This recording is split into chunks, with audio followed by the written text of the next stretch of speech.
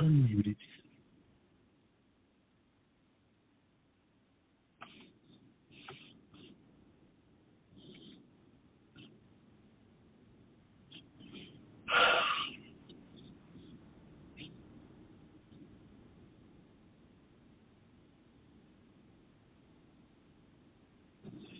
Sitting in a Harris County jail, spending all my little time. Not driving fancy cars, I'm just staring at balls and about to lose my mind.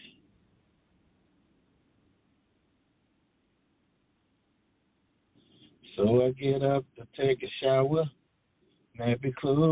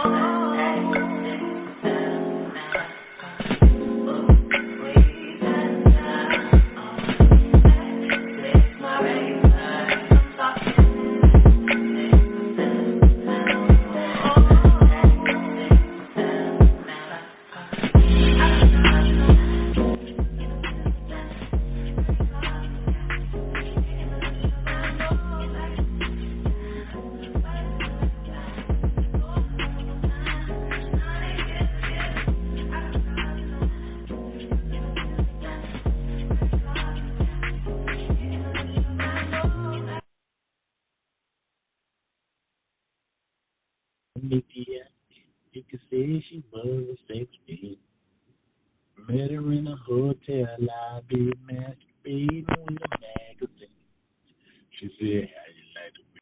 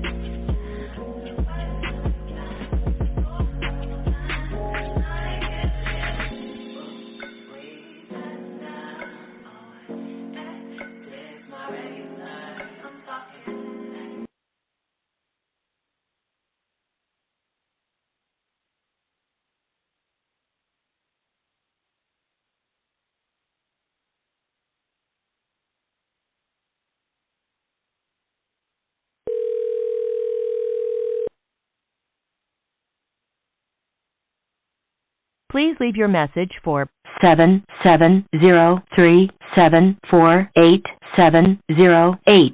Sorry.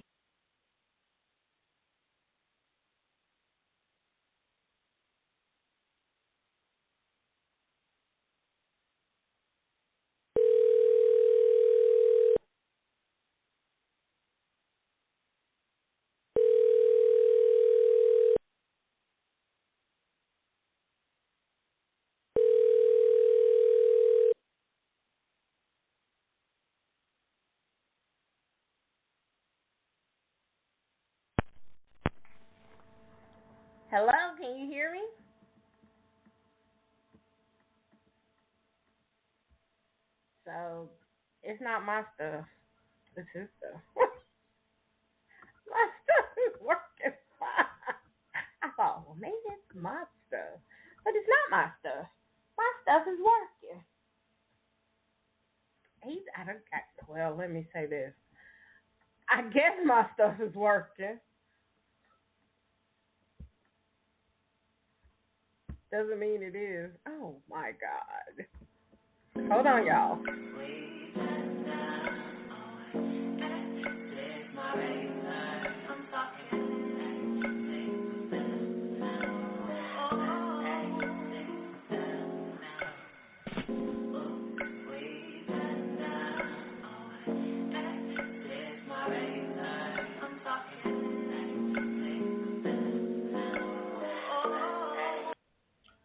I'll try it again and see what happens.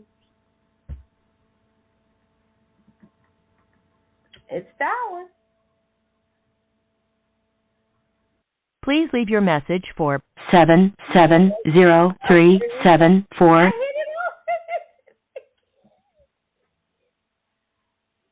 Okay. This is crazy. So crazy. Oh, well. At least I know my call-in guest thing works. I've never used it before, but now I know it works.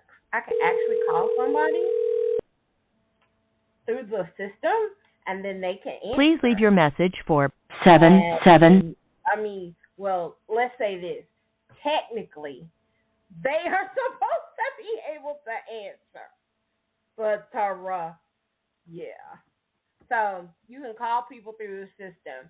Like, if somebody has a problem, which I've done before, and people have, because I had a friend that called to be on the show from California, and she had a hard time getting in, and so I called her in, and it was no problem. I don't understand what this is, because we're in the same state, and okay, I'm going to try it again. If it doesn't work this time, oh well.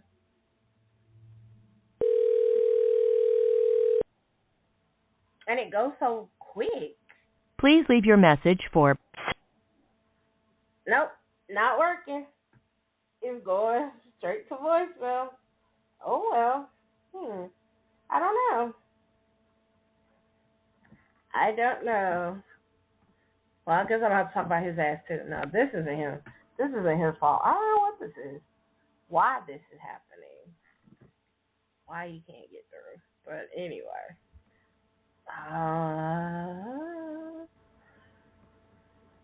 Technology.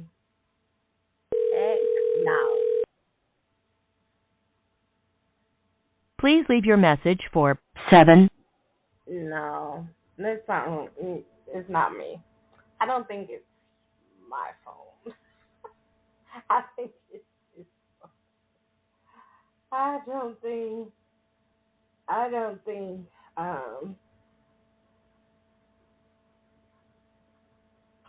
Oh, thank you, Riri. You can hear me? I don't know. I think it's something wrong with his phone. Because it's like everybody else is saying, people are saying that they can hear me. They're saying that,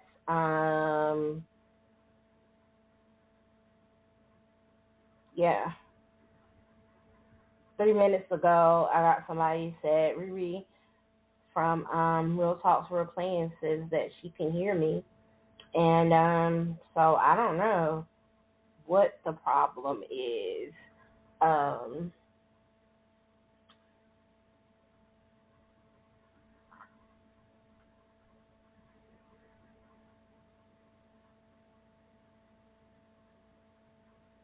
Okay, let's see if it happens. What happens now? Hello. Yeah, let's see what happens. Hello. Can you hear me now? I say, can you hear me now? Where you get that janky ass phone from? Hey, you gonna leave me and my Android alone, or there's gonna be some problems and consequences? I'm telling you now. We just have a little bit of technical difficulties here. That's all it was. Was that one of them damn crooked phones? No. You gonna leave my phone alone. My phone ain't got nothing to do with this. It's one of them That's one of them damn crooked phones. Oh, ain't no damn cricket. It look like it's got. Girl, look. What's happening with you? What's going? Oh, it's fine, man. You finally got on here. Damn. Yeah, like I said, a little bit of technical difficulties, but we got it straight. You know, we about to make it happen. Lord have mercy. You had me struggling. Like, you had me straight on the struggle bus. Man, look, I was stressing just now. Like, God, now, I got people texting me, who that is singing? Who you think it was? That was you. It was me. That was what people were telling me. They're like, who is that singing? I'm like, Lord. Oh, now listen, wow. if you get a couple of strange calls, that's my fault because your number went out across the airway, bro. I'm sorry. Oh, my. Oh, my. I better watch myself. Uh-oh. Yeah. They be all right, though. They be all right. Yeah, your phone number went out there, crossed the airwaves a little bit. Sorry about that. Well, if I get on, if they call me, I must be doing something right. You doing something. You must have said something real good, man. I just don't want you to get in no trouble. With me? Trouble? Girl, trouble is my third middle name. What you talking about? Mr. Shit Forker. Excuse me? I didn't stutter. I did not stutter. Stutter, I do not do. I do not do. Well, could you repeat yourself then? Shit talker, Mr. Shit talker. You heard me. I can do that. You heard ain't me. Nobody qualified to do that but me. Yeah, I heard you, but like I said, ain't nobody qualified but me to do that. I can talk shit if I want to. You better ask the girl, don't get me started. Okay. Let's just see what shit you gonna talk tonight. Because, yeah, here we go. Let me see who this is. Because there's some people I was going to talk about. This might be one of them. Because I was going to talk about somebody. Ooh, I was going to talk about. Hello. Welcome to Nite Talks with Sasha. This is Sasha the Diva. May I help you? Hello. You're live on air. Don't be scared. It's okay. You can talk to me. Don't be scared now. You done dialed the numbers. Don't run that. You just, you done hung up. Oh, okay. Well, that's all right. So, call back, caller. I promise. It's okay. You don't have to be scared. We're family over here. We're family over here. So, now we're supposed to be talking, having a discussion, Jay, about you means, right? But, bro, you the only one showed up. Because I'm a man, that's why. Yeah. And you were punctual. Yeah, I was there, too. I was like a minute earlier than what you told me to call in, so, yeah, I'm about that life. You was more Baby, than I'm about that life. Let's roll. Yeah, you was more than a minute. I appreciate that punctuality. That's a good look. That is a very good look. Thank you. Well, you know, it looks good from a devastatingly handsome chocolate man, you know? Yes, it does. Devastating. Yep, and chocolate is good for you in most cases. Yes, it is, and it melts in your mouth and not in your hand. Well, let me shut up. You know what? We're going to get on with this show. Yeah, we're going to get on with this show. Yeah, we're going to get on with this show. Mm-hmm. Yeah, let's not go there. So, tell the people who you are, and tell the people who you are. Tell them a little bit about yourself and who you is and what you do. And you're from New Orleans, so you're gonna be talking about them ain't. Hey, watch them out now. Don't get cussed out. You're gonna get some of that now. But anyway, my name is My name is Big Daddy, the chocolate sensation. And don't forget the chocolate sensation. Yeah, I knew I was going to get you with that one. Yeah, my name is Joanne Clivens, the one and only. A little bit about so let me say it like this. I got a girlfriend, I got a wife on the side, I got a side piece, and I'm exclusively dating. Damn. I got a bunch of children out there and a bunch of grand. Love them all. You know, I do the damn thing. My occupation is, how can I put it? I deliver precious packages. Ooh. Yes, with 2 legs, 2 arms, a mouth. Sometimes you want to choke the hell out of them, but that's a different story. Oh, okay. So you deliver little special packages. Yes, I do. Okay. Yes, I do. Gotcha. And I'm loving every moment of it. You love it, really? Yes, I actually do. Good. I'm glad. You seem like you love it, because I've seen some of those videos you've posted online. With your slanging ass. Yes, well, you know, I love the kids, but I actually found a job that I really like. You know, good. All them other jobs I had, slinging pipe, you know, loading trucks. Yeah, that got tiresome, so, you know, moved on to another profession. Ain't nothing wrong with it. Ain't nothing wrong with it. At all.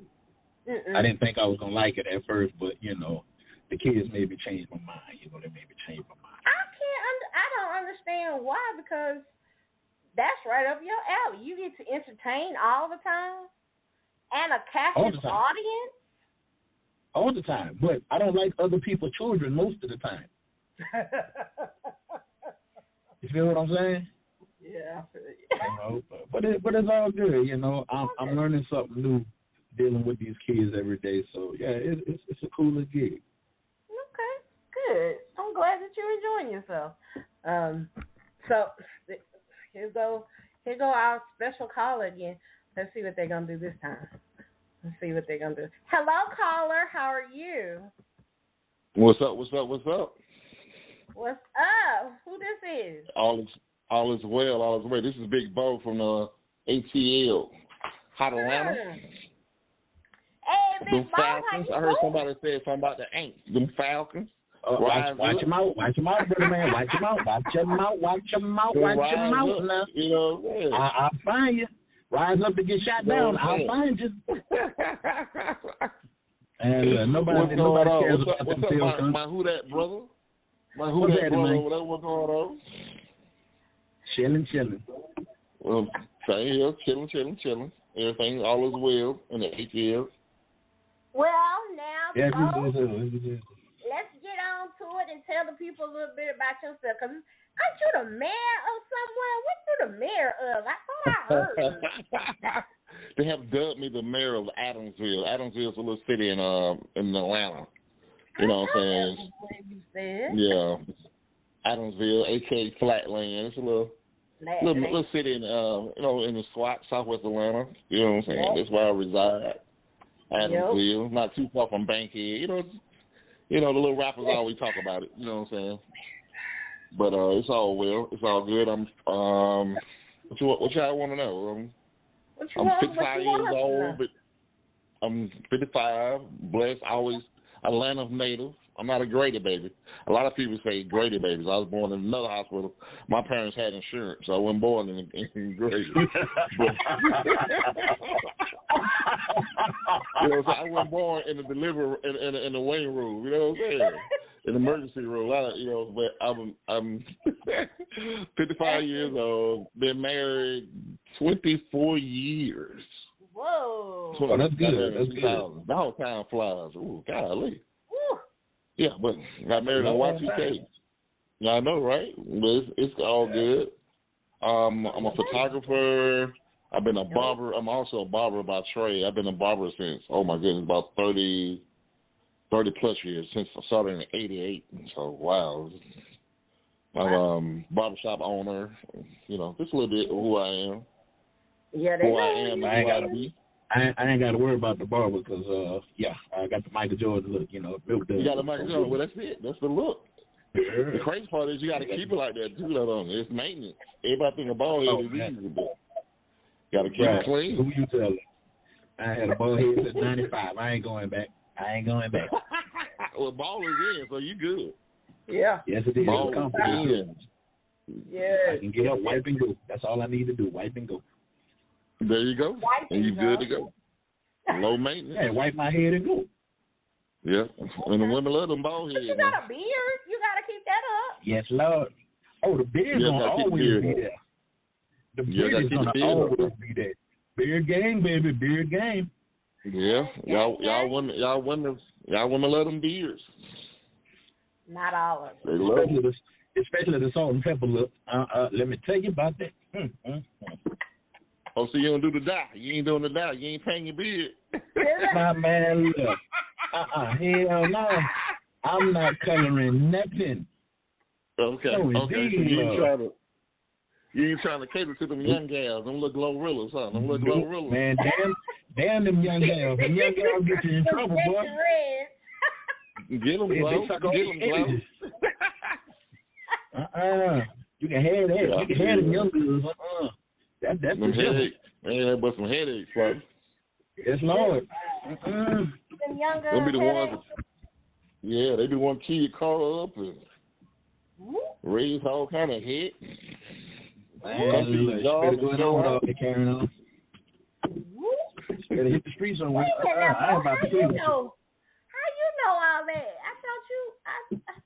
Babe, it's all on television. Where you been at? It's called the internet, you know. Where you been at? Yeah, and I'm a barber. I hear the horror stories. You know what I'm saying? Oh yeah. Being a barber, I'm a psychologist, a psychiatrist, whatever you want to call it. I got to hear all that. The confessions. Oh, your mercy. So, okay, y'all, let's get into it because I think I ain't gonna talk about you both because you showed up. You was late, but you showed up. I know, right? I think I called the first time, but I want to know. I ain't know if I'm going to have to be like on screen or just over the phone. I wasn't sure. Just over the phone. Can't nobody okay, good. see. Can't nobody see. Okay, cool. Just over the phone. Okay, cool. Because I had put my good shirt on. I had combed my hair to the back. You know what I'm saying? Yeah, we didn't want nobody to see you. Just like a Falcon fan, boy. I had more eyes. Okay, good. Okay, we on the phone. All right, we good then. Yeah. I can take my shirt off then. Okay, we good. Ain't nobody gonna judge you by eating that chicken and them nana puddings. So you all good. There you go. With real cookies. Exactly. With real cookies. Not them like them little pretty cookies that people be doing. Yeah, not them Dollar Tree cookies. I've got to be vanilla wafers. What we talking about today? Now we talking about my who that brother don't know nothing about that. You know, he from New Orleans. He got them king cakes. You know what I'm saying? Yeah. You better love it. You better love it. Them king cakes with them baby in it. I ain't had one yet, man. I ordered. Somebody supposed to be bringing me one. You ain't never had king cake? Who that? I never had a king cake. For the apple king cake. Don't ask me why. They say the baby's supposed to be in us, so I'm down with it. You find the baby, that's good luck. Oh, it is? Okay. Yeah, but that... You find a real baby, that's 18 years of man luck. That's a child support. It's good luck to the child support. Yeah, that's 18 years of bad luck. Okay, so that's what we a good talking question, about tonight? Jay. That's a good segue, Jay. You tell us that you got kids and you are a grandfather. Is that what you said? Yes, I am. Yes, I am. How many grandkids you got? I have, let me see. Oh, wow. I got grandkids like a good hand of spades. 5 and 1 possible. Yeah, we. Yeah, 5 and 1 possible. So yeah, I have I got 5 grandkids and I have another one on the way. Whoa. Oh wow. Yeah, there's one that I haven't met yet. I have custody of 3 of them. I have custody of my 3 oldest grandkids, and my other grandbaby for my youngest son.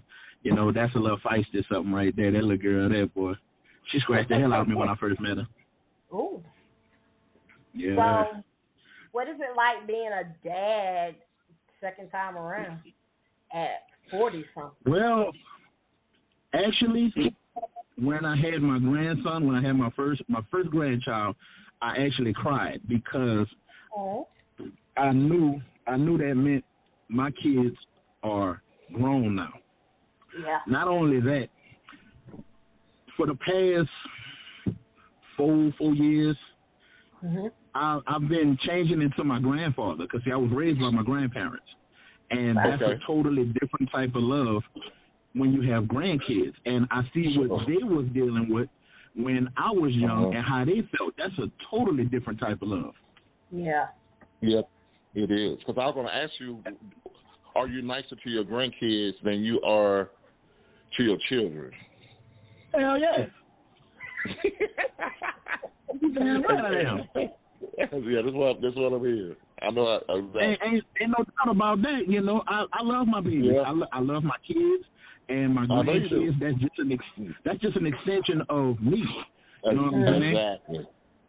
That's just an extension of me. And it's a totally different feeling. Totally different feeling. Mm-hmm. So, you know, when I hear my grandkids say, Papa, Papa, it does something to me. It makes my skin, I get goosebumps all over me. You know, it's just man. I would have never thought that I would be a grandfather, let alone a daddy. I would have never thought that I would be a grandfather. Yes. What about you? Oh man, I'm just loving hearing what he's saying.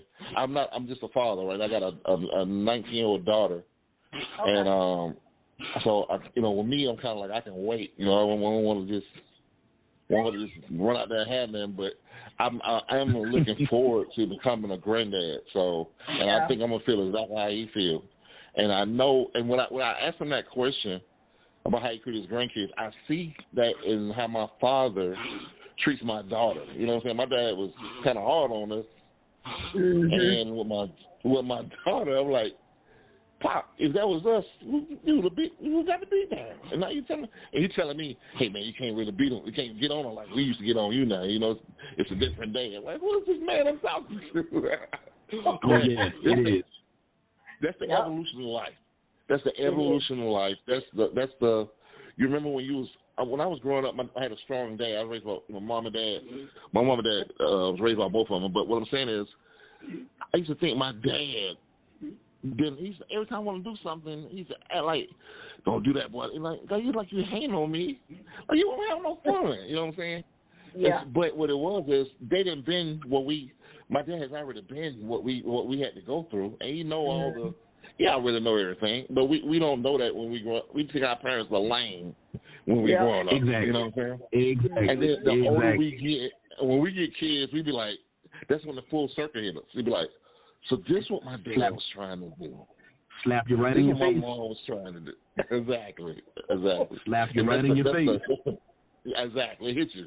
Out of nowhere, you be like, I even sound like, you saying stuff your parents were saying, and you used to think they was tripping about it.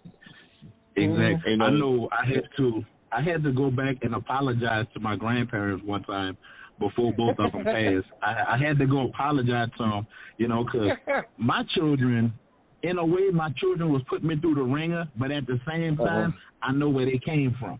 You feel what I'm saying? I know exactly where they came from. I knew their attitude. I knew at least 3 of them had anger problems. You know what I'm saying? Because that's me. And when it was coming up, I seen that in them. I'm like, oh Lord, I'm about to catch hell. But I had to go and tell my grandparents one day, look, I'm sorry. They're like, what you sorry for? I'm sorry for everything I did, y'all. I'm sorry for lying to y'all. I'm sorry for sneaking out. I'm sorry for taking the car and hitting the dog on the expressway. I am sorry. You know what I'm saying? Now, if I would have hit the dog, I would have got caught. Hey, huh? Not the dog. If If I wouldn't have hit that dog, I wouldn't have got caught taking the car, but that's a different story. But I just had to apologize, and then I had to thank him at the same time, because now I see, like he said, now I see what they were trying to prevent me from doing, getting myself in trouble. But, you know, us as males, we got to bump our head, you know, to figure it out ourselves. They can talk till they blue in the face, but we really not going to understand it till it happens to us. So, what does it feel like for you guys? Like, I know, Bo, you raise a daughter. I've seen your daughter. She's a pretty girl, pretty young lady. What's different about raising your daughter now than when you were coming up, other than the fact that she's a girl? So, when I was coming up, well, we had, like, regular peer pressure. You know what I'm saying? Yeah. Regular peer pressure, maybe, you know, like, you know, I'm a little older than you guys, I think. So I'm 55. So, you know, with us, you know, you might get, if you don't wear the right clothes, you might get talked about in school. Might have a bully and all that stuff. We got that too. Yeah. We had all that too. But with this generation, my daughter generation, they got the pressure of the social media monster. You know what I'm saying? That's so my daughter, I have a daughter. Let me tell you what I got to deal with. My daughter's a little plus-size girl. Beautiful. I think my daughter's beautiful, just like like you said as well. So, but what I'm saying is, my daughter, our young girls, grow up in this era where they think if they don't look like Meg the Stallion, or Nicki, or any of these rap chicks, that they're not attractive. Because that's what we force feed our girls. We force feed them. And we can't do nothing about it. We can say, well, don't let your daughter look at this. No, social media everywhere. They got a cell phone. It's a rap. You know what I'm saying? So cause they have access to all this. They have access to everything. So we force feed our young girls about being pretty and weave, and you got to look like this. You got to have this, look like a shape like this, and all this stuff. And then they think if they don't have that, they're not attractive. So we got to double reinforce about what beauty and confidence is. And, you know what I'm saying, and while the social media and the world is telling you you're not that attractive. So that's a big thing we had to work with, even as, I mean, you know, as not just my family, but as a whole, we got to build our young girls up. We got to build them up and tell them they don't got to look. Because if you were to look at it, all these girls look the same. All these women look, just they aspire to look the same. You see them if you look at the rap awards and the music awards, Nicki, Stallion, all them chicks look just alike. Same lashes, same hair, same booty. You know what I'm saying? Like, how much booty can you get? And I'm a booty. I ain't mad at booty. You know what that means, huh? You know what that means, huh? They had some guys out there that got paid handsomely, you know, for fixing them up like that. Because them fake heifers ain't worth the damn. I'm telling you now. They ain't worth the damn. Fake eyelashes, fake ass, fake legs, fake hair. You can yank that some bitch out. They got plaques underneath. You know what I'm saying? But society wants them to look a certain way to be accepted. And this is why they look that way. Because society said, if you don't look like this, you ain't shit. You know what I'm saying? Exactly. This generation, me personally, and they have that complex. You know what I'm saying? Exactly. This generation is, one, too damn sensitive. Two, too damn entitled. You know what I'm saying? They're too damn entitled. And they got a couple of more I can say, but I'd rather hold that to myself because I don't want to offend nobody.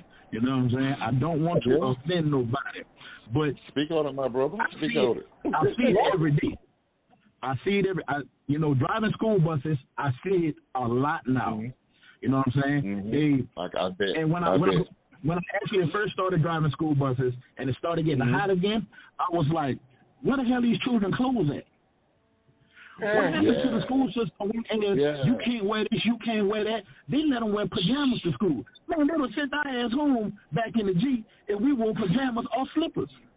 You know, they wearing little next to nothing out here nowadays, and which is really sad because it's putting a lot of pressure on these younger fellas to want to approach them, and when they get slammed down, all right, they're going crazy now. Now you got to deal with a mental issue. You know, you got a mental issue. It's funny you say that because I did security at this party one time, and it was like I think everybody was 16 years old. and I was kind of like this through security. And what I noticed was the boys were all on the wall. They were trying to look cool, be cool. You know what I'm saying? And the girls was initiating dancing. The girls would walk up on the guys and start twerking and grinding on the boys. Exactly. I'm like, whoa, the girls are pseudo-aggressive now. These young girls are very aggressive. They are very and the aggressive. young boys, you know, like if you got a son and he might be, you know, you try to get him to some activities. He might be in sports and all this. You might not get a chance to really connect or socialize with a lot of girls. But when you get put in this environment, and these girls like, why you just stand on the wall? Why you ain't, you know what I'm saying? These girls like super aggressive. Very, very aggressive. And then I can be deep. Let me get deep right quick with you guys. Let me get deep with you, Clyde, right quick. Go ahead. If I can. I might step on some toes. But I think what we're doing, we are raising our daughters to be super strong. You don't need a man because, you know, you want your girl, you don't want your daughter needing nobody. You don't really need no man for this. I need you to be able to do this, do this, do this. The single moms are raising their daughters to be super strong. You don't need no man, do this, do that. And they're raising their sons to be soft. They baby their sons, and we tell our girls to be strong, and we baby our sons. So when they get to the age of time to interact, you got an alpha female, and you got a docile male. Beta. Yes. That's why you got your daughter. My daughter could possibly be going to the gas station, and the dude would sit there while she get out and pump her own gas, because we're raising alpha females, and we're raising soft, spoiled young men. Exactly. So when it's time to date, when they're in their dating world, they are already in conflict. They are already at war. Because it's role reversed. And what I see, I see it every day once again. You know, they pushing an agenda. You know what I'm saying? They try, like you say, they're making the women strong, and they're making the men soft. This is all part of the plan. You know what I'm saying? You want to demasculate the man, you know, and let the woman. Well, you don't need this. You don't need that. You don't need him. You don't need him shit. You don't need him. Yes. But what a lot of these women don't understand is life begins with the man. No matter how much a woman will say, well, we carry the child. Yeah, that's all you do is carry the child, because you got a dead egg inside of you. Once the live sperm hits you, we bring life to you. You just the incubator. I don't want to make it seem like it's bad, but it's the truth. You're the incubator. It's the truth. You know, you're gonna carry that life that we created together. But without the sperm, we ain't creating nothing. You just gonna have some rotten eggs up in you. You know what I'm saying? And are we the only race that where the women kind of go in hard on their man? I mean, maybe. What you mean? You know what I'm saying? It's a disconnect between the black man and the black woman. It is. It just is. And they got to try to find out what's the disconnect. And you see so many of them, and it's not all, I can never say all, but a lot of black women and go in on a man, and you don't see white women going on their men. Yeah, they don't get along with the white man, but they don't go in on their men. Asian women don't go in on their mates. I'm going to tell you why. I'm going to tell you the reason why. 30 people in the house, they don't go in on their mate.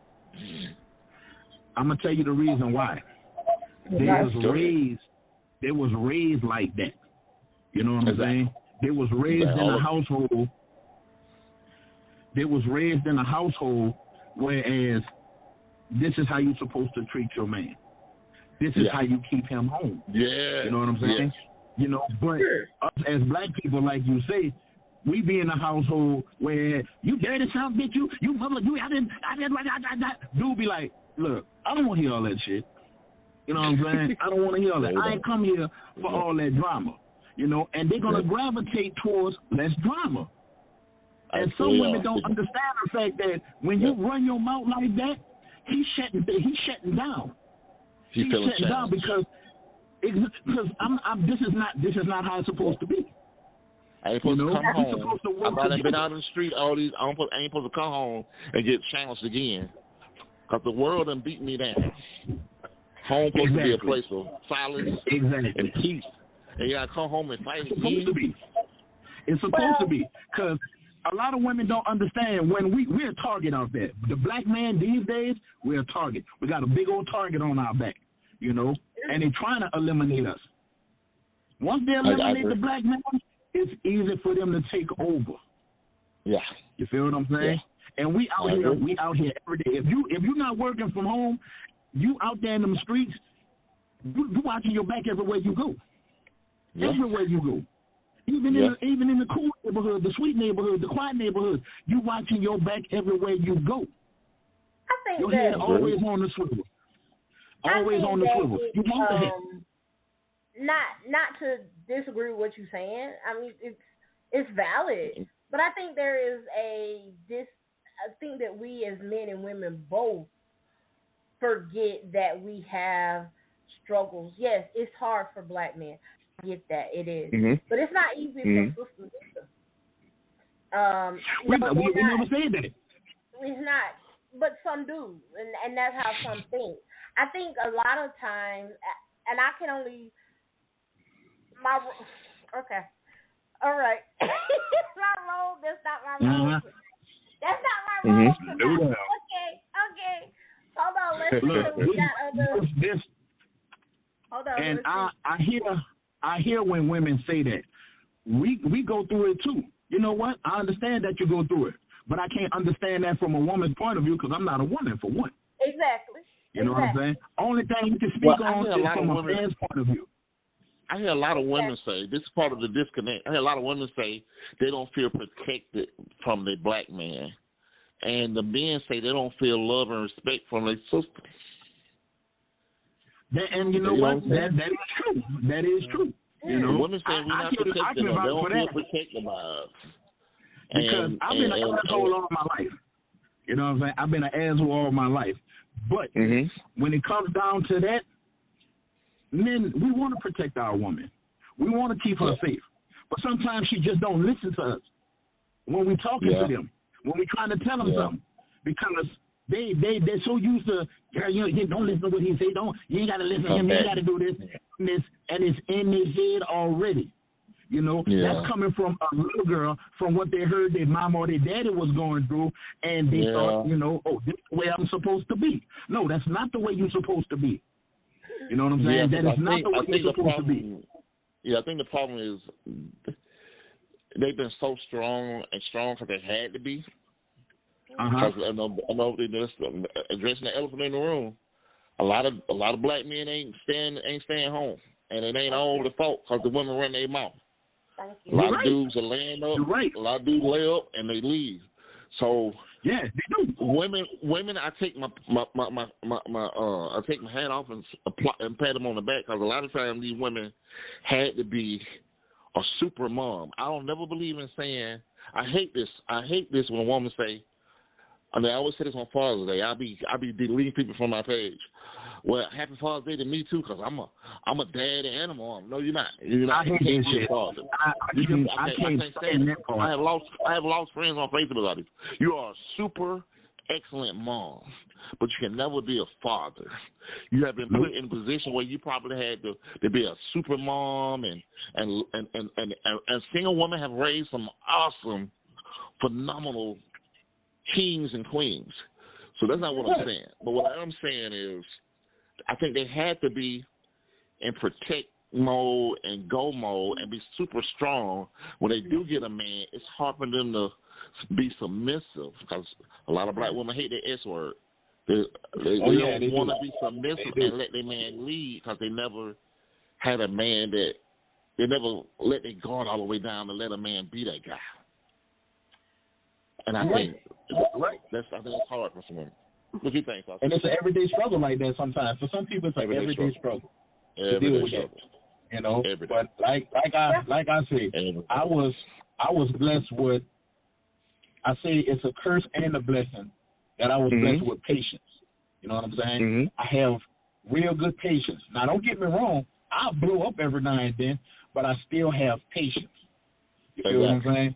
And I would sit there and analyze everything. If I ever get quiet, I'm just sitting there thinking to myself, I'm analyzing. But sometimes you got women, what's wrong with you? What's wrong with you? Why you ain't saying that? You must be mad. No, that's not the case. That is not the case. Maybe I'm just sitting here thinking about everything that's going on and try to put some punctuations on, all right, this need to be done. This should go this way. Maybe we need to do this. Maybe we need to try something different. But when you got somebody that's attacking you, oh, that shit goes out the window. You know what I'm saying? Okay, hold on now. Hold on. Go ahead. Speak on it. Hold on. We got a caller that has a question. You got a question, caller? Uh-oh. Hello? Or are you just listening to the show? I guess they're just listening to the show. They just listen to the show? Yeah, maybe they don't know. Because at first I didn't know you was talking to me. The first time I called. But... Callers, area code 678. Do you have a question? Or you from just the A show? Okay. Oh, I think that's me. I'm just listening. Oh, okay. Okay, great. Thank you for listening. Thank you for listening. You sure you don't want to ask no question? No, I would love to hear what a female got to say. I know something on your brain. Come on now.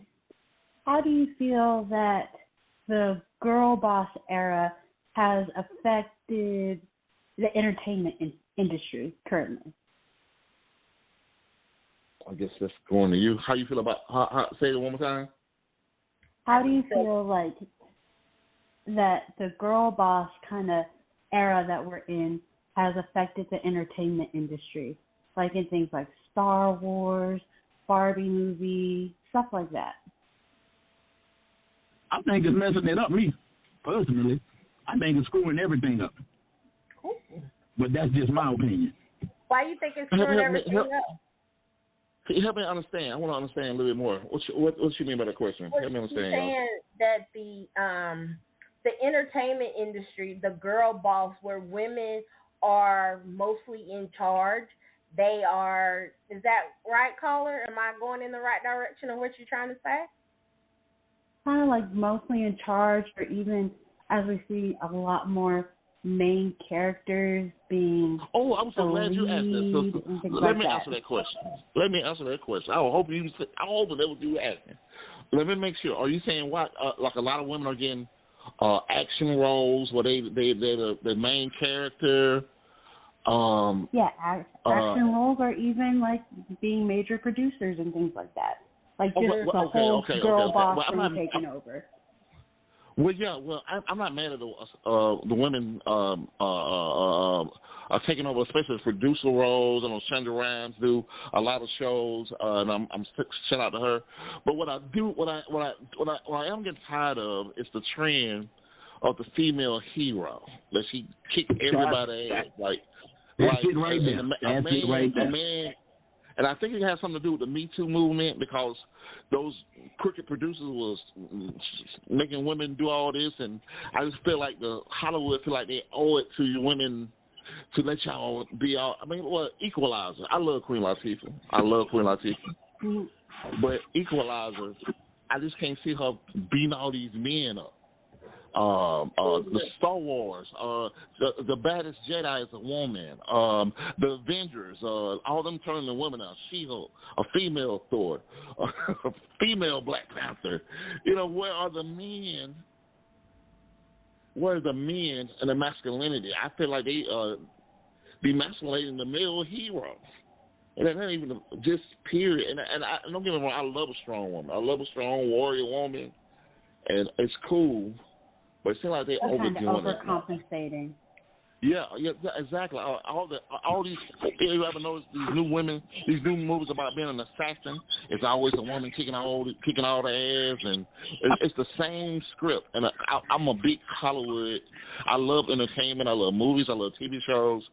I do a little creative writing. So I just notice all this kind of stuff. You know what I'm saying? I just notice kind of stuff. So I salute my women, and I'm glad women. I want them to get better pay, equal pay. I know Taraji was saying that the women are getting paid like the men actors. I support all that, but I'm just saying, let's bring the balance back. I don't want a female James Bond. You know what I'm saying? I just come on. Let's bring the balance back. Let's scale it back a little bit. Yeah, let's make it more realistic again. Let's make it more realistic again. Because everything's just going out the damn window. Thank you for calling. That's a good question. I'm so glad you asked that. Thank you, caller. Thank you. Okay. I want to come back and talk about the emasculating of men. Now, I know that you're saying that women are in a position of emasculating men.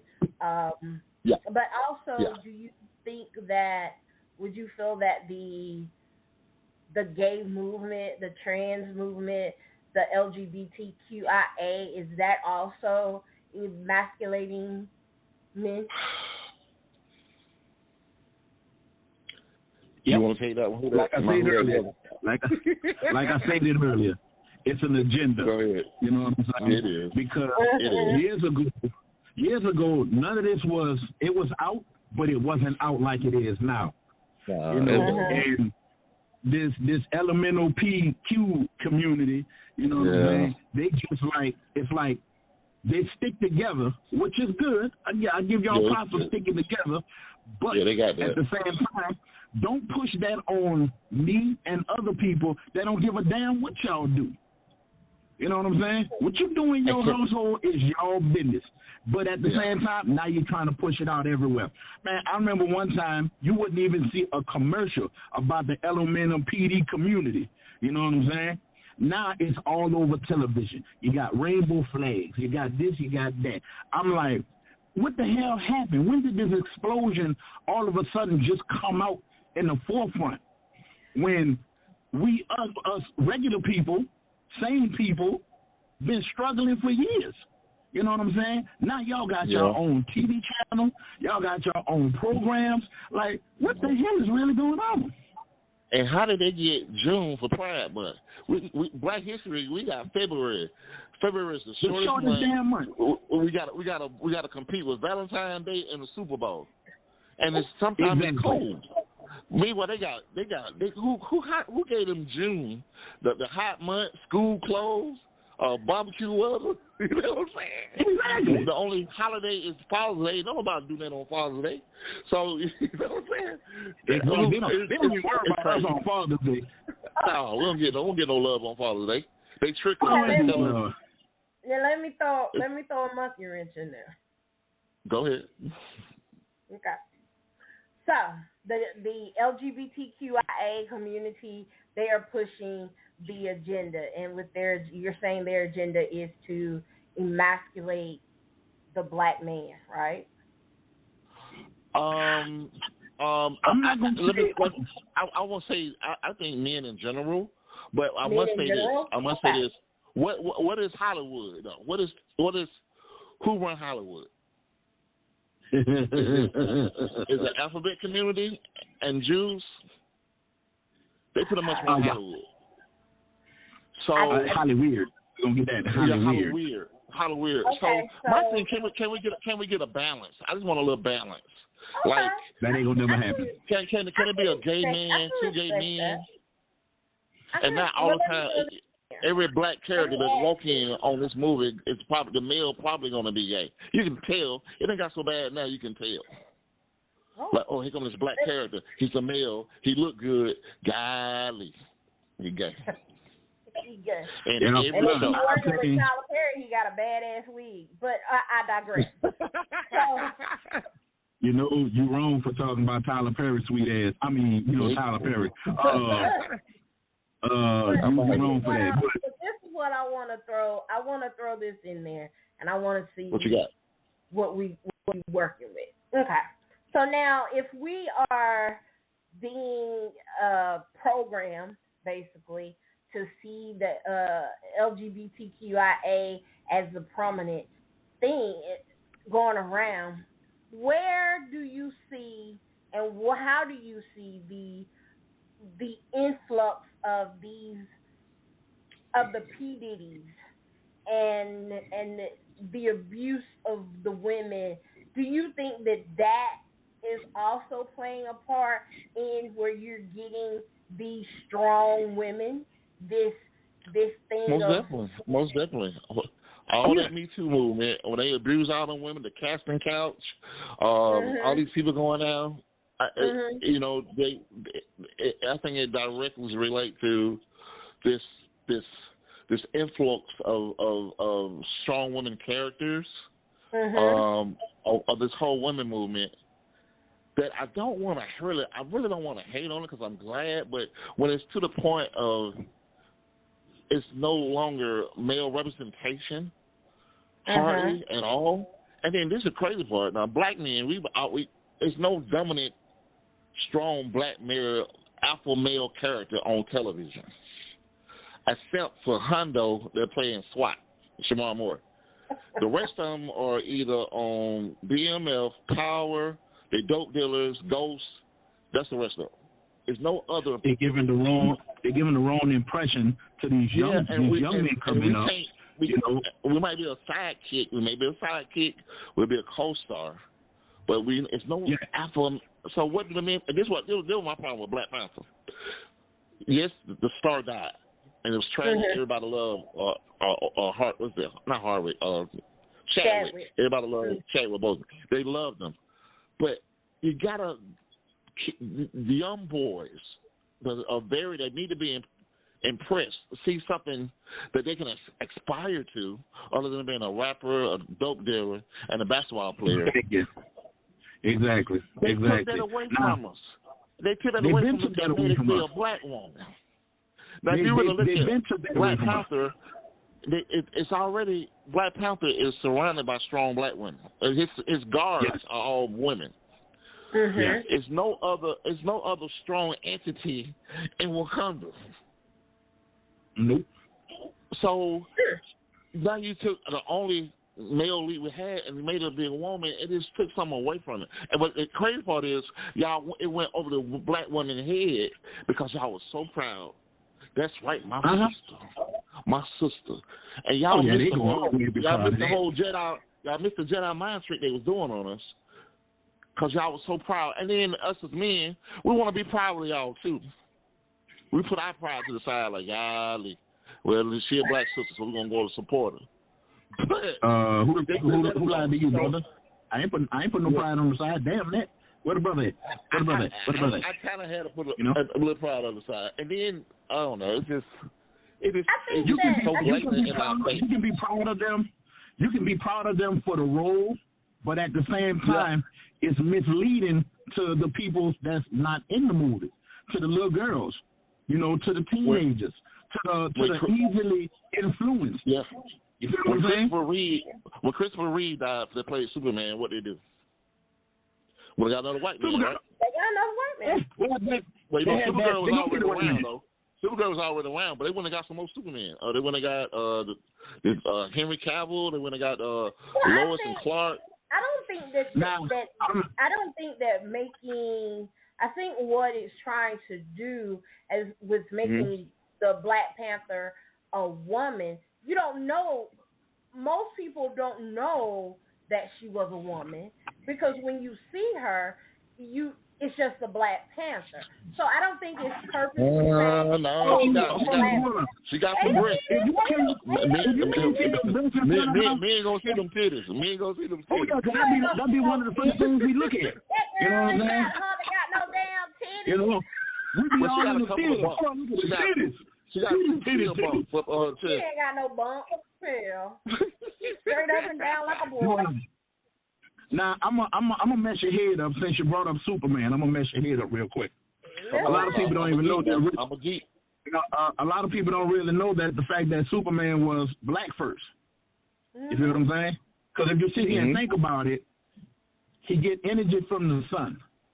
Who's the only creatures on this earth that actually get energy from the sun? Black people. I feel on it. I like that. White people cannot get energy. They cannot get energy from the sun because they get that. Yeah, I'm wide awake right now. Buying me some spaghetti and meat sauce. I feel good now. But white people get skin cancer in the sun.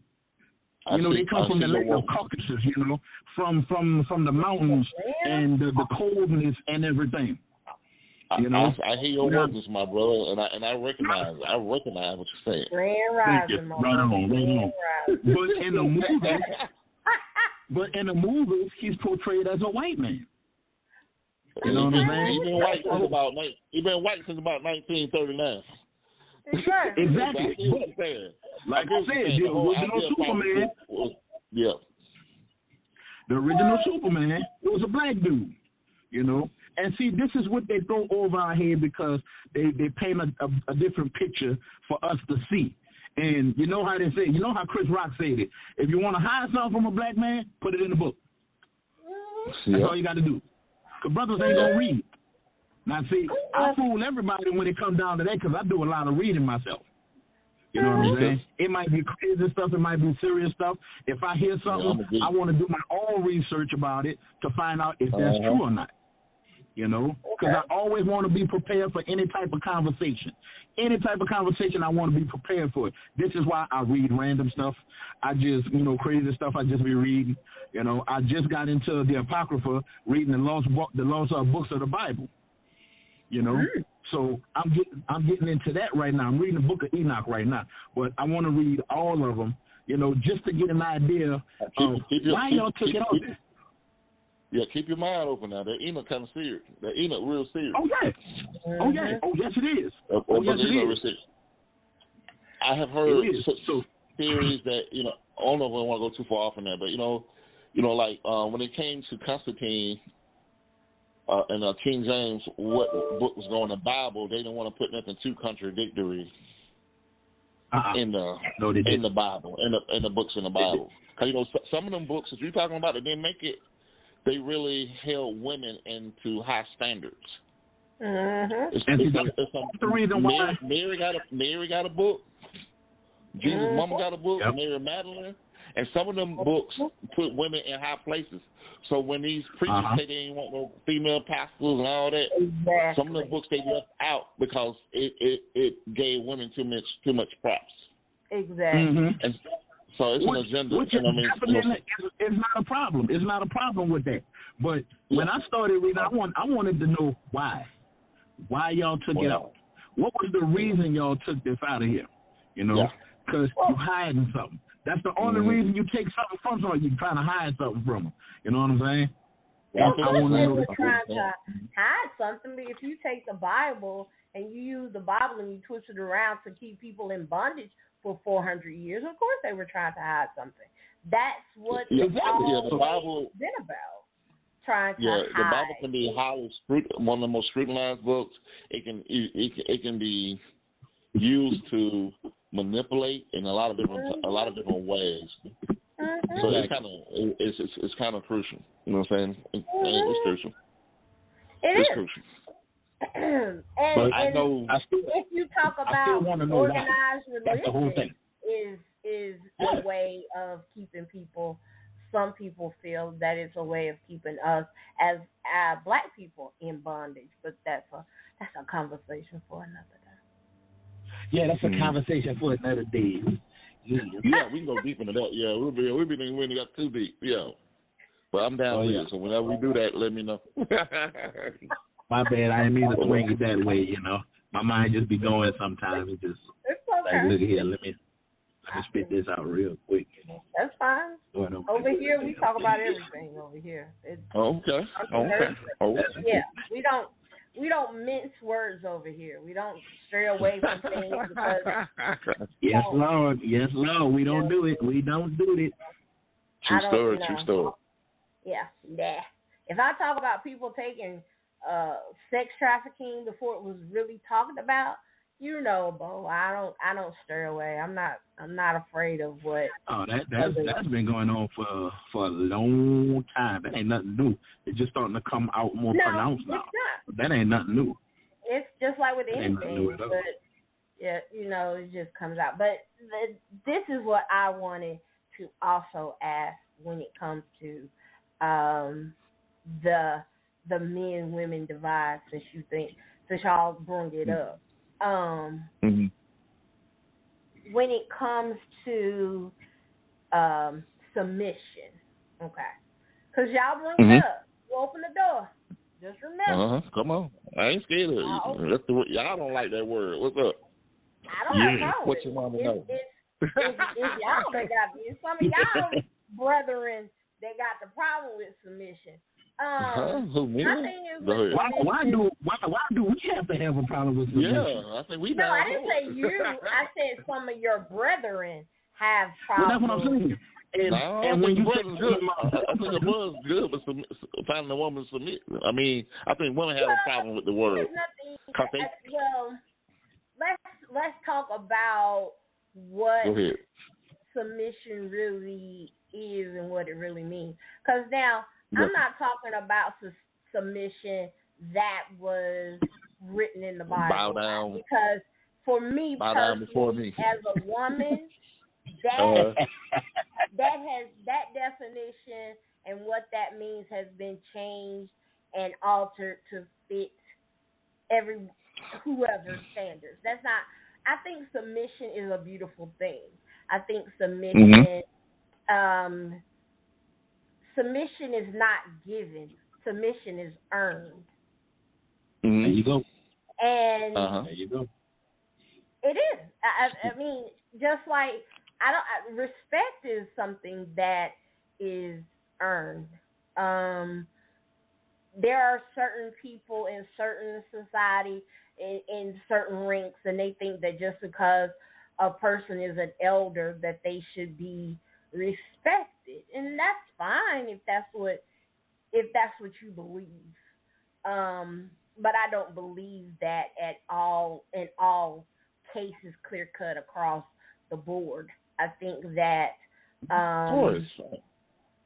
that respect is something that is you have to earn, because it's something. Trust and respect are two very important things, and if it can be lost so easily, why am I going to lose it so easily? I think more importantly is who you submit to, or who you submit to than just the word submission. Just are you submitting to the right person, or are you submitting to the wrong person? Because that makes a huge difference. Yeah, so it is. I understand exactly what you're saying. Mm-hmm. Yeah, and that's why I don't like when some men, especially my brothers, you throw up about submission and what the Bible says, because we know that the Bible has been that verse, those verses, whitewashed. Those words have been whitewashed, misconstrued, turned around to meet whoever's point of view. And it's been around a long time, so I think some of those words might mean different things now. You know what I'm saying? Submission. It doesn't mean bow down. And woman, I said this. Submission kind of goes a lot of way, because first of all, do your man have good leadership? Exactly. Like, let's say if your man not good with money, with the bills, and you better at the bills, then you should be handling the bill money. You know what I'm saying? And you're not, you shouldn't submit, and he should know that. You're not submitting to his authority because he's not good with money. It's still a respectful way to do that. Like, babe, I'm handling this house. We're trying to keep this house and all that. You just keep bringing me the money. You know what I'm saying? You find out what the roles is, because there's always different roles in a household. You know what I'm saying? It's some traditional, some may not. It's what works for you. It ain't what the internet says is good. It's not what Facebook or Instagram says is good. Each household should do what is best fit them, what is 50-50, 80-20. Whatever you think works in your household, that should be what you roll. I'm glad you said that, because I just was about to chime in on that. Yeah. Whatever y'all do, whatever y'all agree to in y'all household, nobody else should be able to come in between it. Nobody should be able to come in between what's going on in your household, whether it's paying the bills, how y'all cook, how y'all deal with things in your household. Nobody should be able to come in and say, well, I don't think, I don't give a damn what you think. This is why this is the main reason why I'm an asshole, because I don't give a damn about the outside, even though people may think I do. No, I don't. You understand? I don't give a damn about the outside. I worry about what goes on in here. This is what's on my mind the majority of the time, what goes on in here, not what goes on outside them doors. Exactly. So whatever we decide, whatever we agree on, that's going to be us. Now, where they make the mistake is, they don't agree on this in the beginning. That causes problems on the line because you don't have a written agreement. I don't even say a written agreement. You don't have an agreement on this is how we're going to do this. This is how we're going to do that. This is how we're going to go about doing this. This is how we're going to go about doing that. You got a lot of people that got their idea of how it should go. That's where y'all bump heads in the middle. You know what I'm saying? Then you got arguments. Arguments gonna bring out a bunch of stuff you really don't wanna get into. You know what I'm saying? Because some people have the idea like, well, I'm gonna do this, I'm gonna do that, I'm gonna do that, I'm gonna just do that, No, it don't work like that. Because with each argument, you're breaking down the walls. You're breaking down the walls until you ain't gonna have no more protection. For what goes on inside your house. And sometimes those arguments are actually disagreements. You know what I'm saying? And it's a mature way to disagree. Without the name calling, without my mama told me you went. No.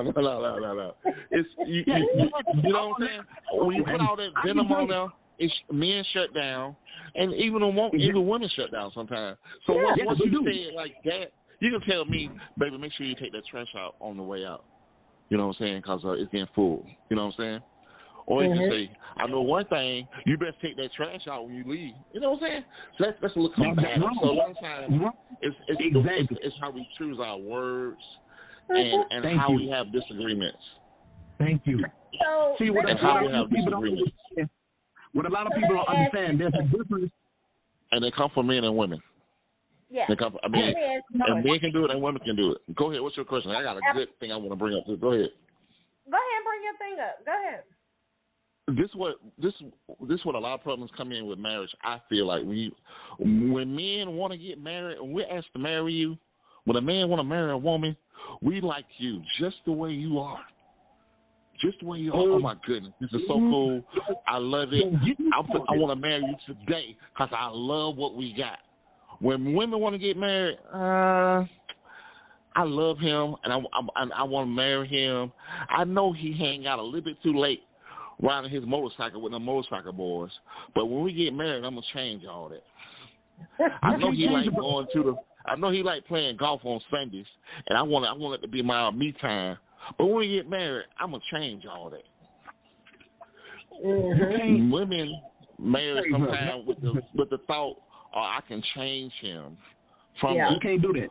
So when they get married, the man thinking, go ahead. When the man that's an instant thing, because I think we should really get out there like, baby, I know you ride your motorcycle all the time, but you know what I'm saying? Are you going to be doing that when we get married? Because I really worry about you being out like that. I don't want to be home by myself. A lot of this need to be discussed. But I think women play this role, like, I'm so cool. I'm the down-ass wife. I'm going to let my man. But then when you get married, you want to change all that, and it causes a little conflict. That's your personal thing, right? Hold on one second. I think we got somebody that wants to. Hello, caller, you 504. You got a question or a comment? Please. Good evening. Can y'all hear me good? Yes, ma'am. You're loud and clear. Welcome to Nite Talks, Sasha. I am loving your show. I'm loving the way you're moderating. I just have to backtrack a little bit because the brothers were just a little beside themselves when they were coming at the females, talking about what the black woman does and does not do for the black man. So let me just say, on behalf of the black women, first of all, understand and know that, first of all, know and understand that life did not just originate with the black man, because once the black man did what he did for the 5 minutes that he spent doing it, she spent 40 weeks bringing it to fruition, and he may not have even been aware that he did what he did when he did it. That's first. Yeah. Every time the black woman gets pregnant, any woman, as a matter of fact, she dies, a part of herself dies, ceases to exist. Her body creates an entirely new organ so that your seed can create a new being, whether that being be male or female.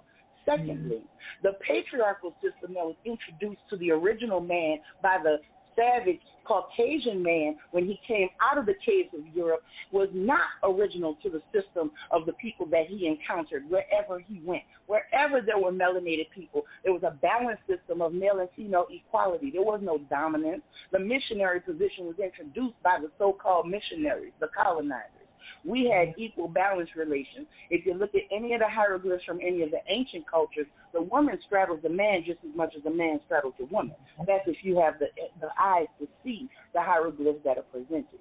And how dare you say that we won't submit to you when history has shown and proven that the black woman has covered the black man's indiscretion to the point where no one outside of the house knew he was a drunk. No one outside of the house knew he had gambled away the rent money. No one outside of the house knew that he was doing this and that, chicken, had a family on the other side of town. Nobody knew that because the black woman knew that she chose that man. She picked that man, she bore his children, and she bore his burdens with him. And let's talk about the fact that, I'm not finished, brother, I'm not finished. And let's talk about the fact that, yes, the black man is hunted.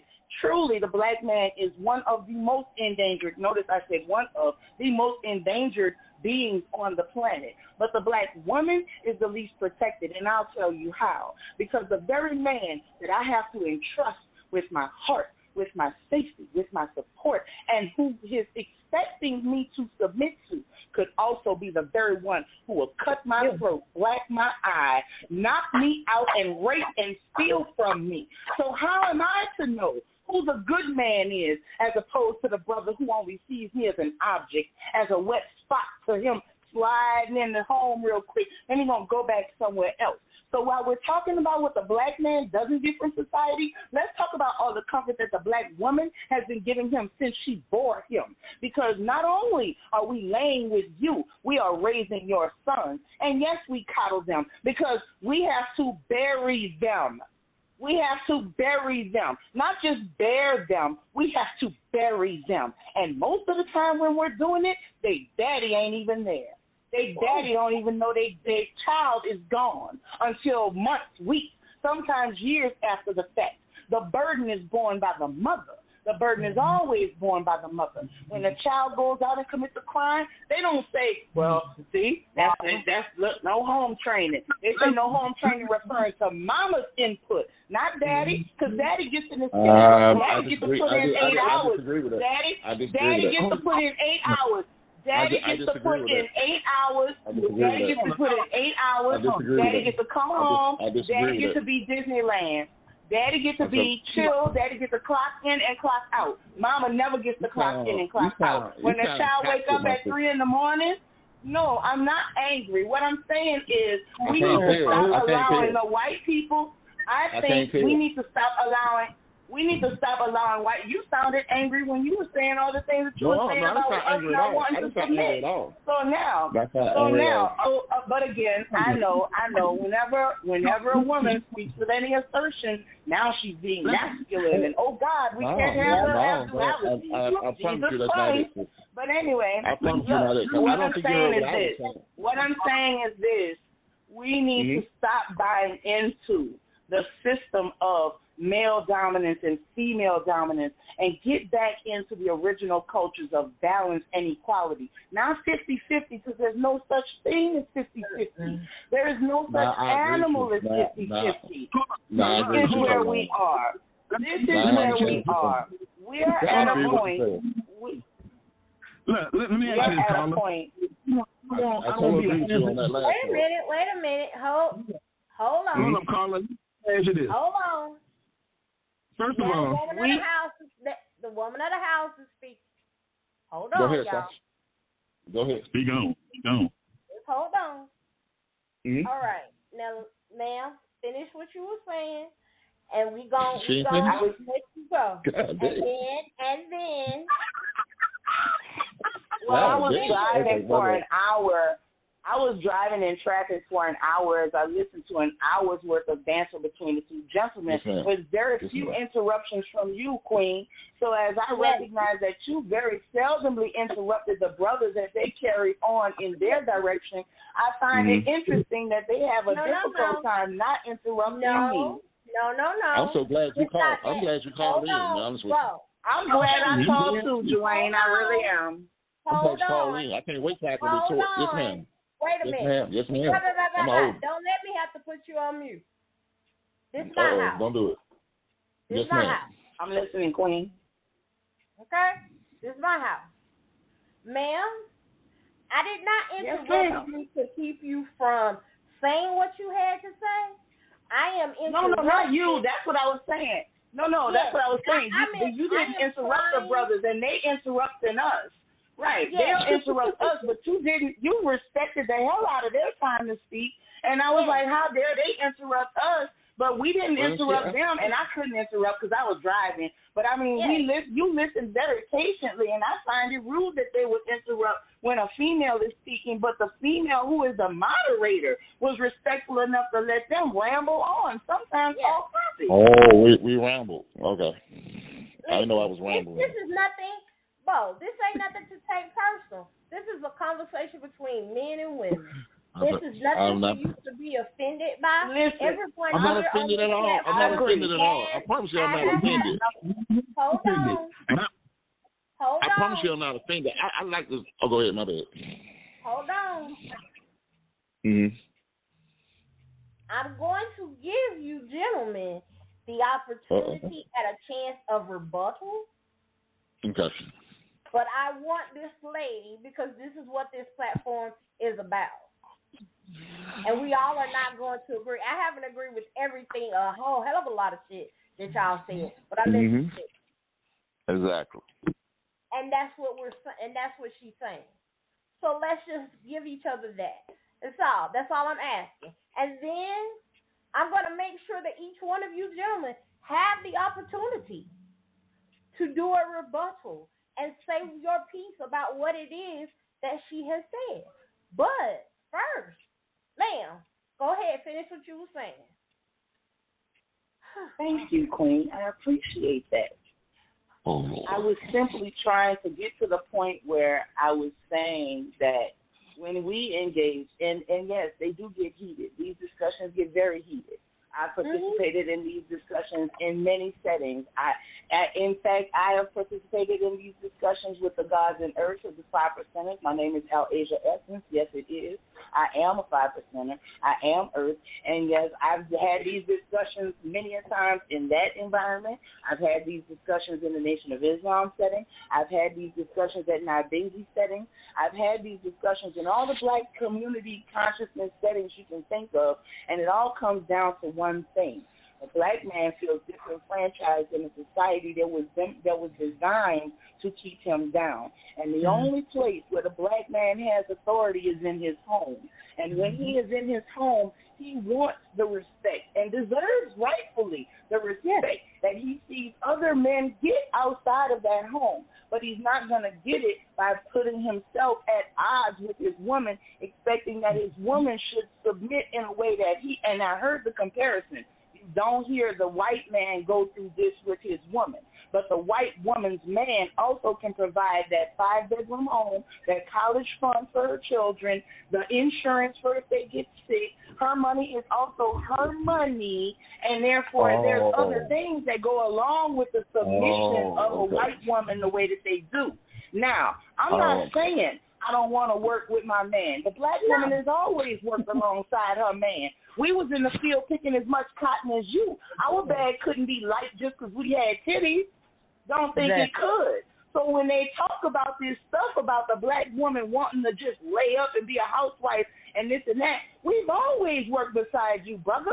We've always had you. We've nursed your wounds. We've nursed your seeds. We've held your hand. We've held your head. We've wiped sweat from your brow. All we ask is that you make it easier for us to determine which one of you are worthy of our true submission and which one of you are the ones that are a threat to us. Because just looking at you, we cannot tell. And all we know to do is protect our babies, because that we know comes from us. That we know is us. Good, bad, ugly, indifferent. That we know comes from us. And that very well may be the best part of you. And that's why we nurture your sons and coddle your sons, because that's the softest part of you that we're allowed to have. That's the only part of you that we genuinely get to have, because everything else that you have is guarded. Everything else about you is guarded because you've been convinced that I am somehow not your queen, but your enemy, your adversary. And I am no more than your nurse. More so, I am your mother, because I am carrying your seed into the future. That is your future. That is I am a grandmother and a mother and a goddess and a priestess and a nurse and all of these things to my man. Can he be that for me? Where can I go to lay my head? Where can I go to say, I don't want to think no more. I don't want to be the main one to make decisions. I want you to lead me. Where the fuck are you leading me to, though? Exactly.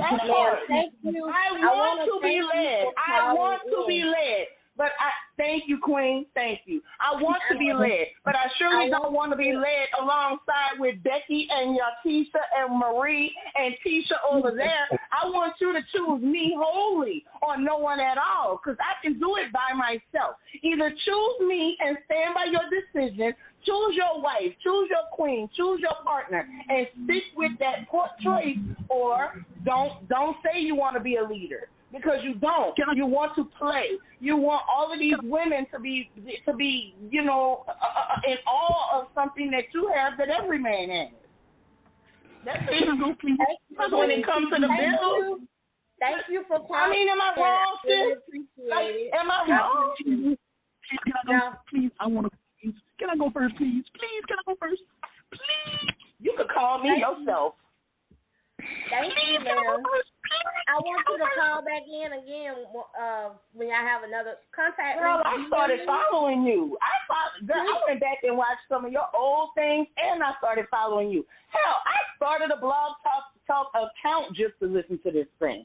I was in the car going bananas in traffic like, what? I got to get home so I could call because I got shit to say. What? And brothers, don't think for a minute that I'm dissing y'all. Congratulations, and I'm proud of your accomplishments, because in and of themselves, the things that I heard. So hear a black man acknowledge that he loves being around kids. That's something that today's children, to these are young fellas today, will say was soft. That's not soft. That's manly. There's nothing more sexy to a woman than a man that's about fatherhood. That's the sexiest turn on that a woman could see in a man, is that he's capable of nurturing. And for you, if you genuinely are a mayor of a province somewhere or a town somewhere, that's a major responsibility to have people's lives determined by a decision and executive choice that you make in your office for the time that you've been entrusted to hold that position. I'm not taking that away from either one of you at all. All I'm saying is that we are partners in this, and we are wasting precious time as this country is slipping into a damn alcohol pool down a razor blade. You know what I'm saying? We're wasting time battling each other when we should be trying to figure out how to buy up some unincorporated land, find some wells and some clean water sources, find ways to homestead, build homes that are off-grid, that don't require the man to keep us sustained, and circulate our own dollars within our own community 12 times over before it sees the white man's face ever. That's what we need to be focusing on. That's why they keeping us talking about this bullshit about, oh, she's this, she won't submit, he won't lead, he gay, she's straight, the LBG, elemental P, alphabet family people, all of that. That's secondary to the fact that we are in a war and we not even realizing that we are the ones that they are targeting. They would not target us if we were not as powerful as we are. We're divine. We're the original people. Every religion, every faith, every mode of civilization originated with melanated people. Come on, we got to do better. I got to get you back on the show. Like, hit me up. Girl, you can write down my number. I'm on Blog Talk. I'm Goddess Rika 76. Straight up. Okay, I'm going to definitely hit you up tonight, okay? Indeed. You can call me back at my number. Just my cell phone, and I would love to talk to you some more. I've been following your radio. Don't put your number on air. No, not on your thing. No, you got it. You have it. You know what I'm saying? Like, I'll take that. Yeah. Yeah, and if not, do that. Get back with me. Yeah, I would love to talk back and forth. Yeah, please. I would love to have you on. I would love to have you on. I mean, and in no way am I saying that the black man is at fault for his condition or his position in the society. This system was designed to keep him in the position he's in. This system is not something that you can just arbitrarily, trust me, I mean, I'm studying this. I'm getting a degree in this. This is not an accident. This was purposeful. In the beginning of this country, the only people they considered to be people were white male landowners. They didn't even consider their women to be human. You understand? So this is deeper than just what we're talking about right now. You know what I mean? Thank you. Respond back, and because we running out of time. I really appreciate you coming on and giving your point of view, because this is what I want. So I don't want to hang up on you. I want you to know that I appreciate you. Okay? And I will be contacting. Yes, ma'am. I'm just gonna go listen. Yeah, I'm gonna just go listen and just call me back. All right. Peace out, y'all. Can I say thank you for calling too? You. I enjoyed. I just want to say thank you for calling. I enjoyed your conversation. Yeah, thank you for calling.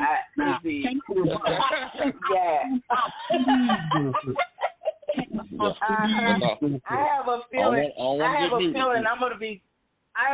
I'm gonna be dealing with some real world consequences for this conversation. But that I digress.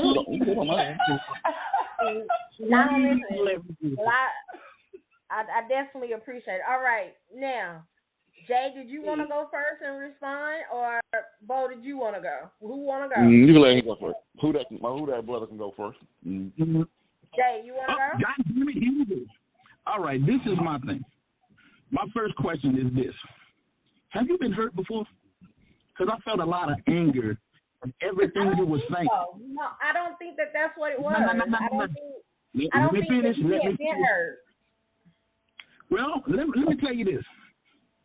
That hurt comes from somewhere else and somewhere deep. You understand what I'm saying? Just the same way a female can sense when a man is so-called hurt, we can tell by the words that's being put out there when a woman is hurt. Now, my next question it's not even a question. It's this here. The decisions you make. Nobody told you to lay down with that man without finding out who the hell he was in the beginning. Nobody told you to have a child for him. That's what they call protection. That's why they call it protection. You make your own decisions on what you do in your life. Nobody can make those decisions for you. We're not talking about the 1700s, the 1800s. We're talking about the 2000s, what we're dealing with now. We're not talking about back in the days when all that other bullshit was going on. I wasn't there. I was not there. I didn't make them decisions back then. We're talking about decisions we make now in the present. When you first started having kids, when you first started having sex, you made that decision. Nobody put a gun to your head and told you, bust it open, and I'm going to come in. Nobody told you. That's not even, okay. You make your own decision, and we want to talk about creating life, then what the woman got to do afterwards. All right? They got a lot of women out here that pushes men away. You understand? Don't realize it, but they push men away. They push men away from their children. They push men away from their family. They just push. Nobody's saying nothing about that. It's always what the woman doing. Granted, women do a hell of a lot, and I commend them for that. But you can't go around with this anger in you because your shit fucked up. You can't do that. You can't get mad at everybody else when your shit fucked up. You made that decision. It's all about decisions in life.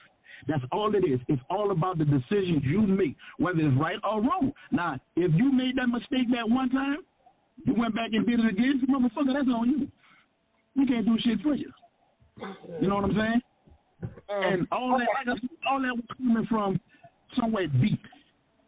Somewhere What I believe, I agree with what she had to say. With the fact that when a woman is passionate about, because I've been called that before. I've been told that I'm angry, not only by men, but I've been told it by other women because I'm very passionate and I get very passionate about the shit that I say.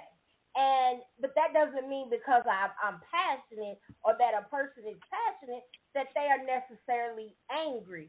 They just feel what they're saying, and there's a difference. And so I don't think that sister was angry. I don't think she's talking about the fact that there are people that out here have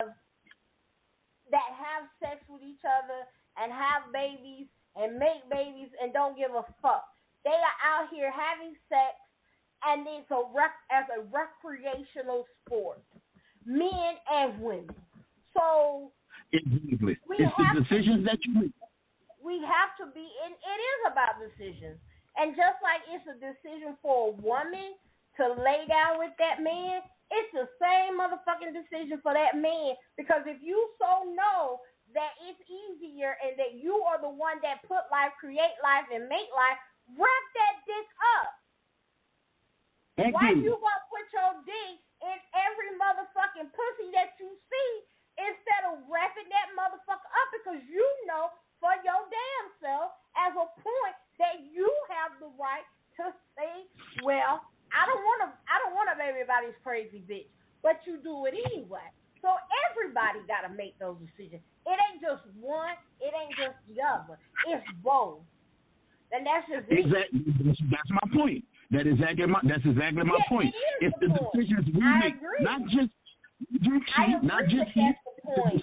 But it's also a point of that you can't keep going around every time that damn conversation comes up about babies and women and, well, that's your fault. That's bullshit. Because if we both grown enough to fuck, we both grown enough to make these decisions to protect ourselves and not make no motherfucking babies if that ain't what we want. But that's not the conversation that is often had. Bo, go ahead, because we're running out of time. Rebuttal to the woman that just came on. What she got to say? Go ahead.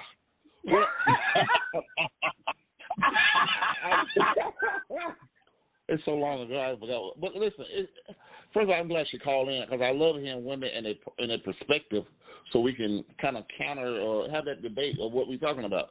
So I appreciate her knowledge of history. She brought, she seemed knowledgeable in a lot of history stuff. But some of the stuff I think she heard some of the stuff she was saying. We were saying that. We were speaking to the disconnect of the black man and the black woman. We weren't saying that it's the woman's fault that it's a disconnect. We was pointing out men's fault. We pointed out the women's fault. You know what I'm saying? I even applaud single women and said that they are super mothers. I didn't say they can't be a dead animal. But she kind of attacked that fact that. I don't think that that's what she was saying, and I get what you're saying, and you were, to a certain degree that you were, but there was I just feel like she kind of lingered on the fact that, and the type of people she was talking about are old. I mean, the old days it was like that, but we're talking about relationships now. We're talking about how relationships are now. There are some men, even now in 2024, that think that way. Mm-hmm. Like, there are some men in 2024 that think that it's the woman's fault and that submission. There are men that think that. So if that's not what you see, okay, but you're not a woman out here in the world and you're not dating, because there are some men that act and say the same bullshit that was being said. And I don't think. Let me say this. Let me make this. Yeah, I don't want us to end on a bad note or angry. I don't want that. But I'm just saying that there are different perspectives. let me calm down. There are different perspectives. There are different perspectives on the situation. Well, like I said, a sister gets passionate, but it doesn't mean that I'm angry. I'm not angry at y'all. I'm not angry at anybody. It's just that we speak with a passion. And she and I both did that. But what I'm trying to say is that that there are some men that speak of submission the way that the olden days of that time. This is, as Jay said, the 1700s and all that, blah blah blah. But there are some men that think that a woman that her submission is to come in, sit down, and do what the fuck I say. That's what some men think because you see it in that conversation. The men that say that, they were taught wrong. You feel what I'm saying? Yes. But this is all about the upbringing. This is all about the upbringing. What they see coming from a very young age, you know. And if they see that every day, that's all you know. You feel what I'm saying? And I thought we also said, my brother, we said submission is who you submit to. It's the key to the whole submission thing. You ain't supposed to submit to anybody. Exactly.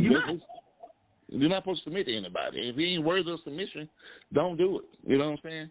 Well, I think she was saying something about what I don't believe that it was about you guys totally. I think she was just speaking general terms.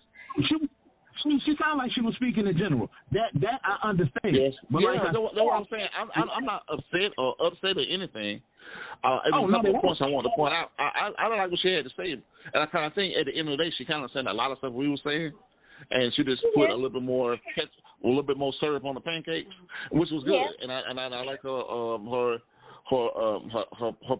history points, and she sounded well educated and very articulate, and I love her delivery. Her delivery was a little.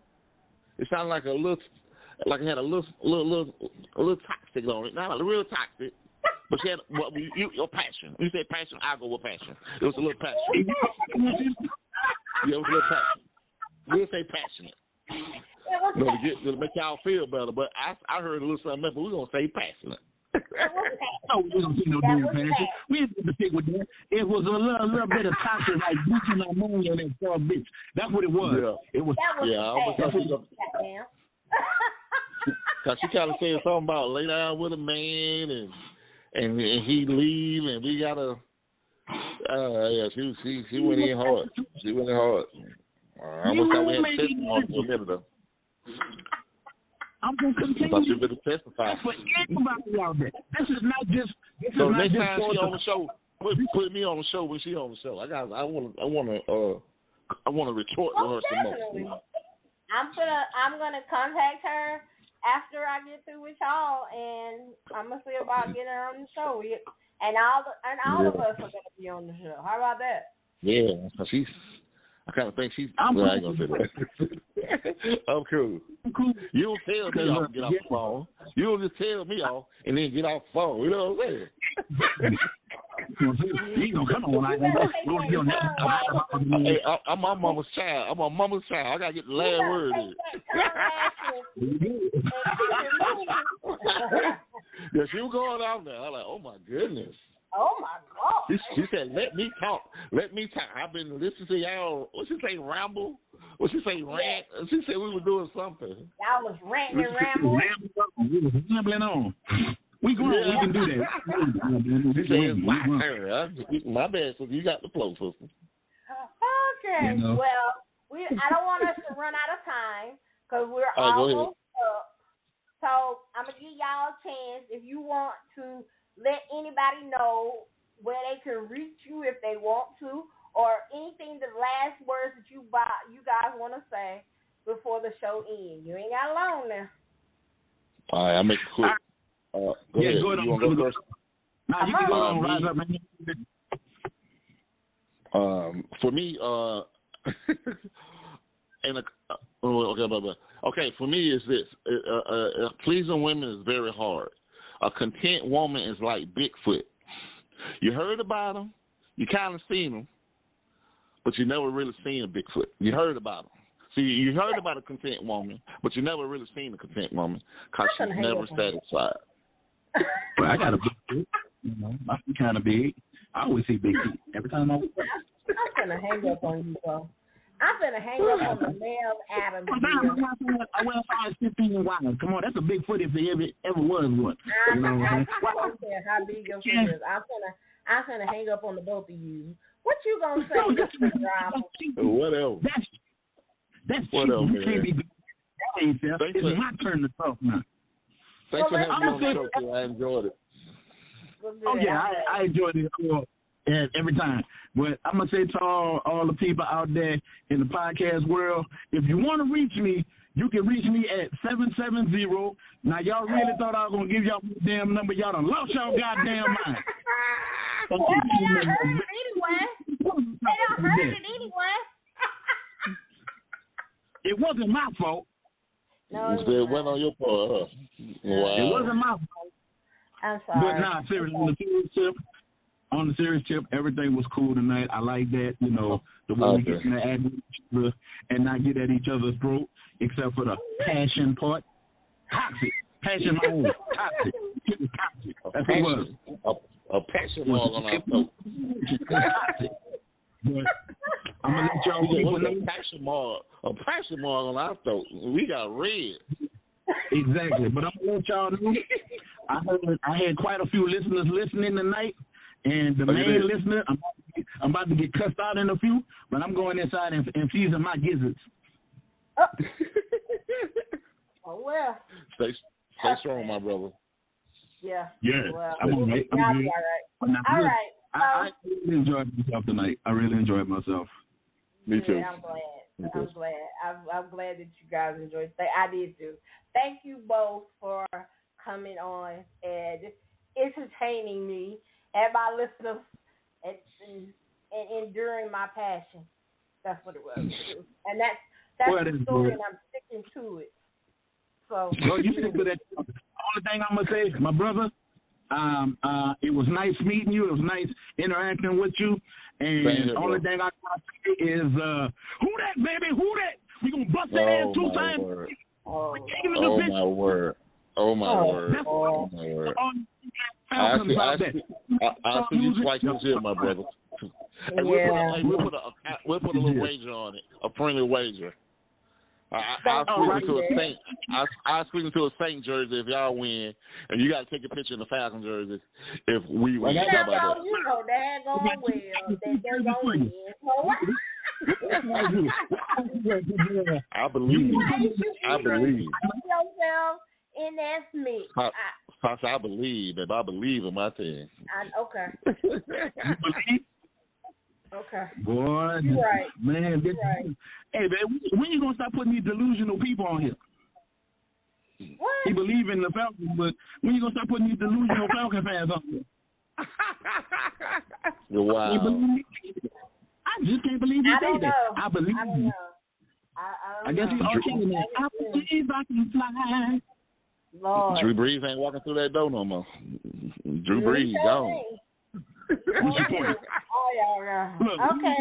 Well, y'all still on tour last year. Did I? Oh, my bad. I'm sorry. That's a whole nother show. It is. So, I'm trying to do my little closing. Y'all still talking shit. Talking about them ain'ts and them can'ts. Oh, Lord. Hey. There you watch go. Your mouth. There you I'm go. not going to tell you. Watch your mouth. I talked about Atlanta and I talked about the Saints. I don't give a damn you talk about Atlanta, but you're going to watch your mouth about the Saints. Them Saints and them stab cunt. So, well, look, let me tell you. Rise up. I try to There you go. We coming back. I just support him because they're from Atlanta, but I don't believe him. We're gonna make you a believer, sis. We're gonna make you a believer. I don't believe in him. I believe that when I see you. Exactly. I believe when I see you. Exactly. I'm down with it. All right, y'all. I want to thank y'all for listening to another episode of Nite Talks with Sasha. I am your girl, your diva, Sasha. I want to give a shout out and a thanks to my guest, the mayor of Adamsville, Bo, and that other guy from them Saints. Wow. Wow. You mother. That's that passion. That's that passion we were talking about. That's that passion. There you go. She just gonna That B word. Just dirty. Absolutely. Thank you, Jay, for coming on. Now you be careful driving them babies around, okay? Oh, always, man. I take pride in my job. Good. As you should. As you should, my brother. As you should. All right, y'all have a great weekend, and I will see you again next Friday for another episode of Nite Talks with Sasha. As I always say, let's talk about it. Let's talk. We're going to talk about it.